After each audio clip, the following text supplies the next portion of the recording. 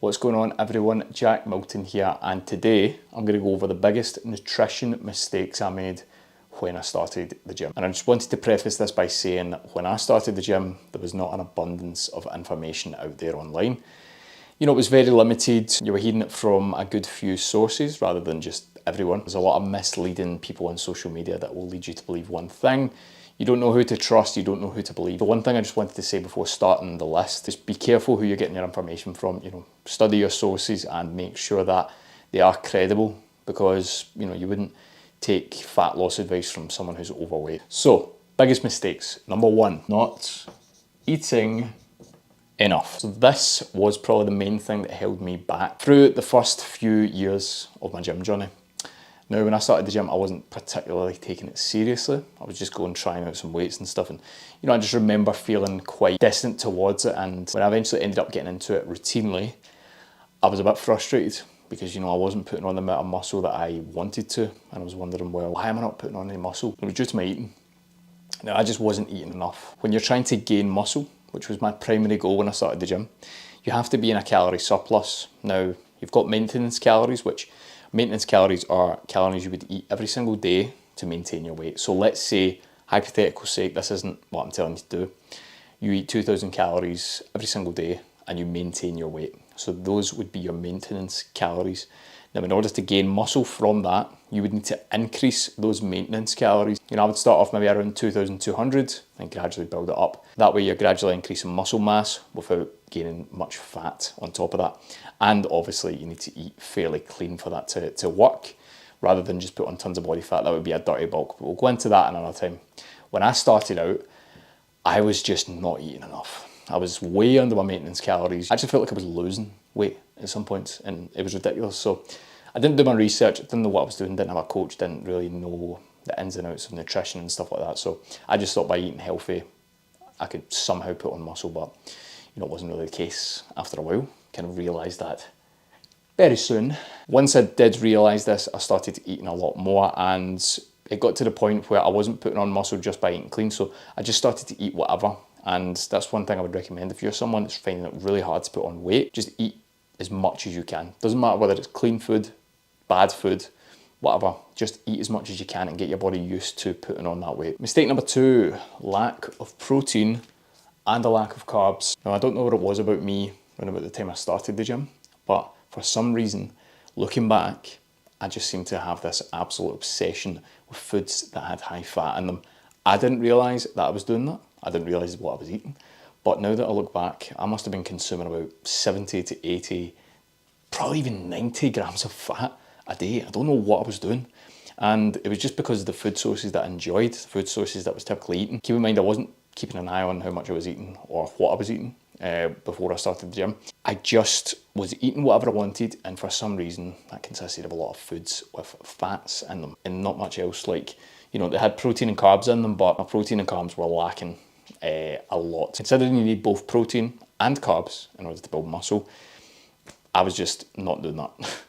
So that kind of ties into not eating enough. But this mistake was due to more of a lack of knowledge of what I was eating. So look at your foods, have a look at what's inside your foods, make sure that you're getting good protein sources, good carb sources and fat sources. So I typically wouldn't recommend going under 60 grams of fat per day. And I certainly wasn't doing that when I started. I was certainly taking my own advice there. For building muscle, for protein, I would recommend about 2.2 grams per kilogram of body weight, or 1 gram per pound of body weight. And carbs, you don't need to be quite as strict with your carbs, but I would recommend a high carb intake, depending on your body weight, depending on where your starting point is. And yeah, do not do what I did. Mistake number three, drinking too often. Now, when I started the gym, I was kind of in my prime alcoholism.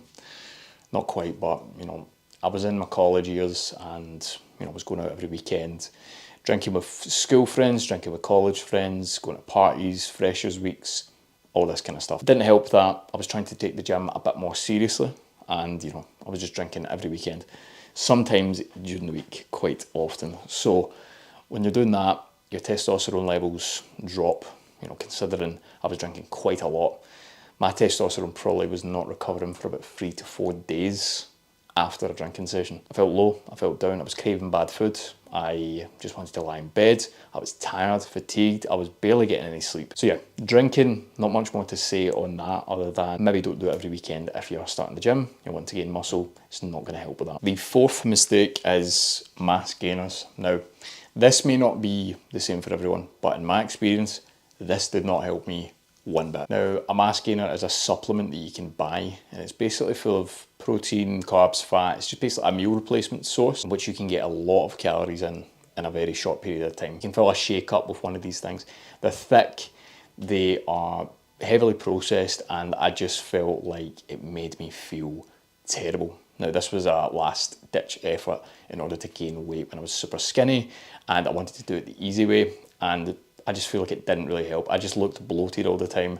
I didn't look good. I don't really notice any strength gains in the gym because I would always put off throughout the day when I had to have my mass gainer because it was just so thick and stodgy, and it just tasted like, I mean, it tasted nice, but texture and the consistency of it was brutal, and I just did not want anything to do with it. So when I was having that, I was putting it off, so maybe I would miss some days here and there. So I wasn't really doing it properly, but even at that, it just felt like I was eating sugar and rubbish. It just felt like there was no nutritional value to the mass gainer. It wasn't until I started eating clean, started eating healthy, that I started to notice my physique and my muscles looked a lot better, and I just felt a lot better from my workouts, felt like I had more energy. I'm an advocate for a clean bulk, so, you know, mass gainer kind of ties into the dirty bulk phenomena.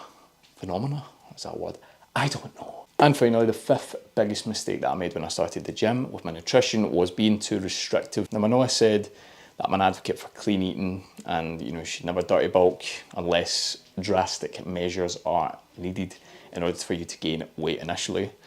Being too restrictive with your diet can cause binging. This fifth point is maybe a bit more ahead than these points. These first 3 to 4 points, I would say, were in the initial years of when I started training, but I wasn't taking it 100% seriously. I would say the fifth one came when I started taking it super seriously, but I did it wrong because when I started taking it super serious, I decided to cut out all the boozing, cut out all the bad food or heavily processed food. So I was just eating clean, barely any condiments, very bland meals. And it got to the point where I was completely restricting myself of anything enjoyable in my life, in my nutrition, and you know, it felt like torture. I did notice daily differences pretty much in my physique by doing that.